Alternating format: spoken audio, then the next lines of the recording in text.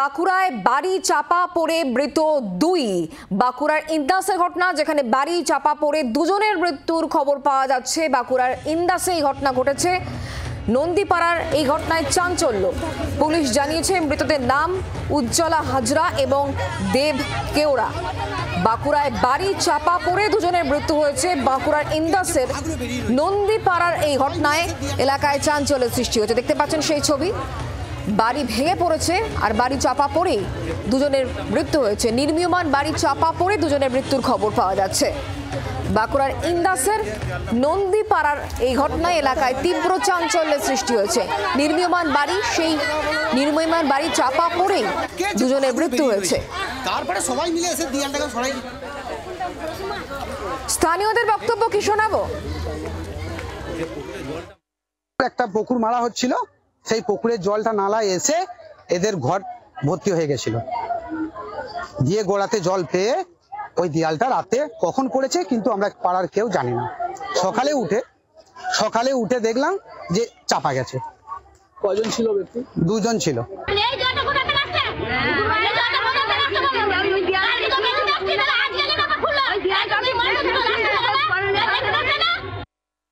এই বিষয় নিয়ে আমাদেরকে আরো জানাবেন মৃত্যুঞ্জয় দাস এই মুহূর্তে আমাদের সঙ্গে রয়েছেন, প্রতিনিধি টেলিফোনার। মৃত্যুঞ্জয়, ঠিক কিভাবে বাড়িটি ভেঙে পড়লো, কি কারণ এখনো পর্যন্ত জানা যাচ্ছে?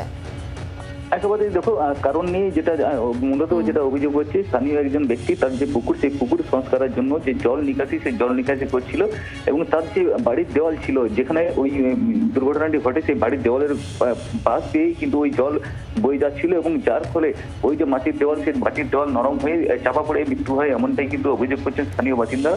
তবে যেটা জানতে পারা যায় যে ইন্দাস থানার যে নন্দীপাড়া যে এলাকা রয়েছে, সেই এলাকাতেই এই মর্মান্তিক যে দুর্ঘটনা ঘটে এবং হচ্ছে যেটা জানতে পারা যায় উজ্জ্বলা হাজরা নামে একজন মহিলা তার নাতনিকে নিয়ে তিনি শুয়েছিলেন বাড়ির মধ্যে এবং সেই সময়তেই আচমকাই হুড়মুড়িয়ে পুরো দেওয়াল কিন্তু তাদের দুজনের উপর চাপা পড়ে এবং সকালে যখন মানুষজন তড়িঘড়ি যখন আসেন এবং সেখানে দেখেন যে দুজন দেওয়াল চাপা পড়ে রয়েছে এবং তাদেরকে যখন উদ্ধার করে স্থানীয় হাসপাতালে নিয়ে যায়, চিকিৎসকরা তাকে মৃত বলে ঘোষণা করে। তবে যেটা জানতে পারা যাচ্ছে যে এই উজ্জ্বলা যে হাজরা রয়েছে তার নামে একটি আবাস যোজনা যে বাড়ি, সেই বাড়ি কিন্তু সম্প্রতি যে কাজ, সেই কাজ কিন্তু শুরু হয়েছে। কারণ তাদের যে ভাঙাচোরা বাড়ি, সেই বাড়ির অবস্থা দেখেই আবাস যোজনার তালিকায় তাদের নাম নথিভুক্ত করা হয় এবং তাদের যে বাড়ি, সেই বাড়ি তারা পায়।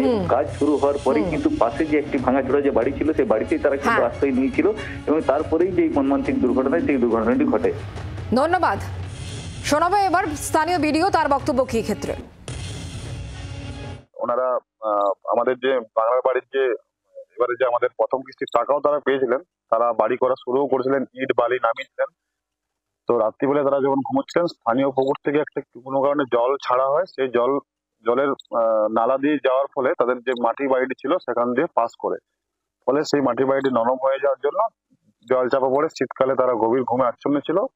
এটা খুবই দুর্ভাগ্যজনক ঘটনা। কিন্তু স্থানীয় এলাকাবাসী এটাও জানাচ্ছে যে আমরা তাদেরকে বলা হয়েছিল যে যেহেতু তোমরা বাড়িটি শুরু করেছো, তোমরা স্থানীয় ক্লাব এবং আইসিডি সেন্টারে তাদের থাকার জন্য বলাও হয়েছিল, কিন্তু তারা রাজি হয়নি। তারা তাদের নিজের বাড়িতেই ছিল, আর কেউ আহত হয়নি। এবং সেখানে আমি, আমাদের থানা ওসি, আমাদের পঞ্চায়েত সমিতির সভাপতি, আমরা সবাই মিলে সেখানে স্পটে গিয়েছিলাম এবং আমরা সবসময় আমরা পাশে আছি এবং তাদের পোস্টমর্টমের ব্যবস্থা আমরা করছি এবং যা সমস্ত সরকারি যা এরপরে যে আমাদের পদক্ষেপ সেটা আমরা তৎক্ষণাৎ আমরা নিচ্ছি। বাংলার আওয়াজ, বাঙালির আবেগ, জি 24 ঘন্টা।